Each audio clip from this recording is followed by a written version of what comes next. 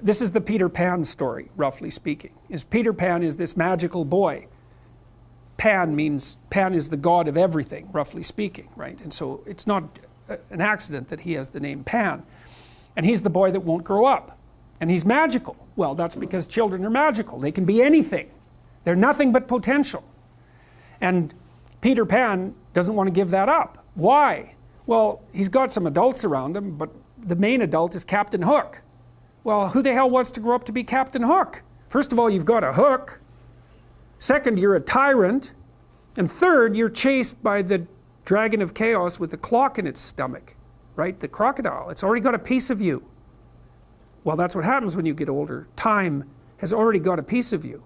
And eventually, it's got a taste for you. And eventually, it's going to eat you.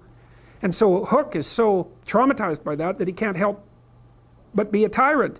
And then Peter Pan looks at traumatized Hook and says, well, no, I'm not sacrificing my childhood for that. So that's fine, except he ends up king of the Lost Boys. In Neverland, well, Neverland doesn't exist, and who the hell wants to be king of the Lost Boys? And he also sacrifices the possibility that he'll have a real relationship with a woman, because that's Wendy, right? And she's kind of conservative, middle class, London dwelling girl. She wants to grow up and have kids and have a life. She accepts her mortality, she accepts her maturity. Peter Pan has to content himself with Tinkerbell. She doesn't even exist. She's like the fairy of porn. She doesn't exist. She's the substitute for the real thing. And so, but the dichotomy that you're talking about is very tricky, because there's a sacrificial element in maturation, right? You have to sacrifice the pluripotentiality of childhood for the actuality of a frame. And the question is, well, why would you do that? Well, one reason is it happens to you whether you do it or not. You can either choose your damn limitation, or you can let it take you unaware when you're 30, or even worse, when you're 40.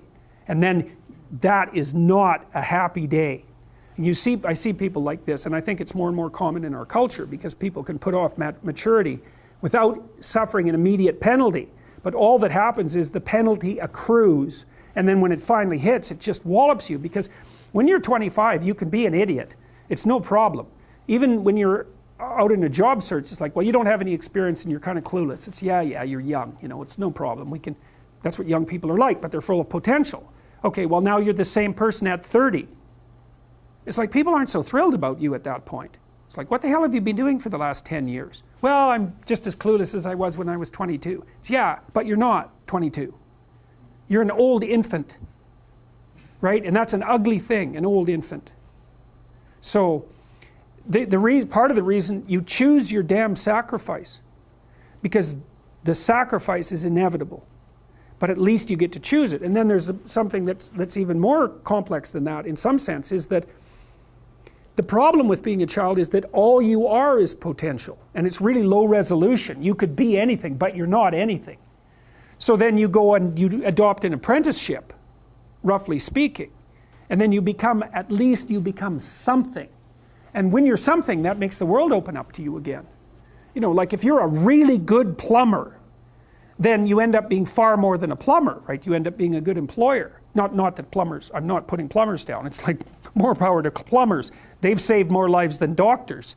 So, hygiene, right? So, if you're a really good plumber, well, then you have some employees, you run a business, you train some other people, you enlarge their lives, you're kind of a pillar of the community, you have your family. Once you pass through that narrow training period, which narrows you and constricts you and develops you at the same time, then you can come out the other end with a bunch of new possibility at hand. And Jung talked about that. He thought that part of the proper path of development in the last half of life was to rediscover the child that you left behind as you were apprenticing. And so then you get to be something and regain that potential at the same time. Very, very smart. Well, he was very, very smart, so that's very wise thing to know. So, yep. Sacrifice. And we'll talk more about that too. You get to pick your damn sacrifice. That's all. You don't get to not make one. So you're sacrificial whether you want to be or not. That's a good thing to know as well. So even though it's rather, you know, it's a rough thing to figure out. But other questions?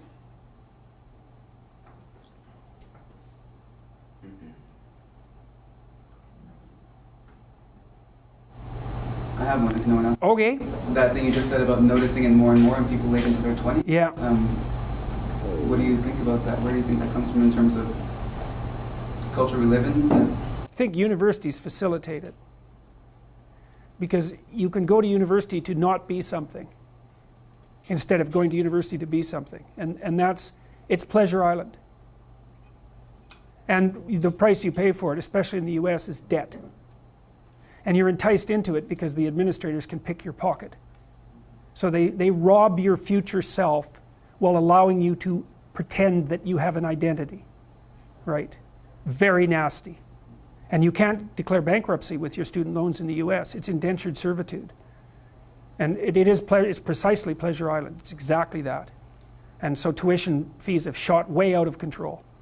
And part of the reason that universities don't make more demands on their students and let them get away with all the things they let them get away with is because they're basically, why the hell would you chase them out? They're $100,000 or more. So they can do whatever they want as long as you get to sell them to the salt mines. Right. So, and you know, it's not the only reason, because the other thing that's happened is that the rate of technological transformation is so fast now, and the rate of turnover of things is that it is genuinely harder for people who are, say, 18 to 20.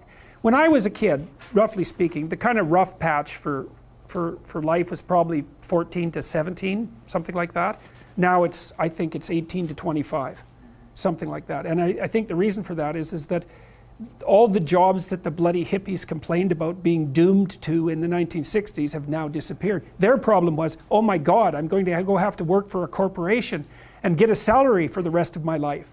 You know, and then I'll just end up in it with a pension and that'll be my whole life. It's like, well, it seems like a lot better deal than an endless round of part-time Starbucks jobs. So, you know, some of it is that. There's a space now in our culture that is lacking for people to make that transformation from adolescence into adulthood. And so it's the cost of that is forestalled. It's not a good thing. It's not a good thing.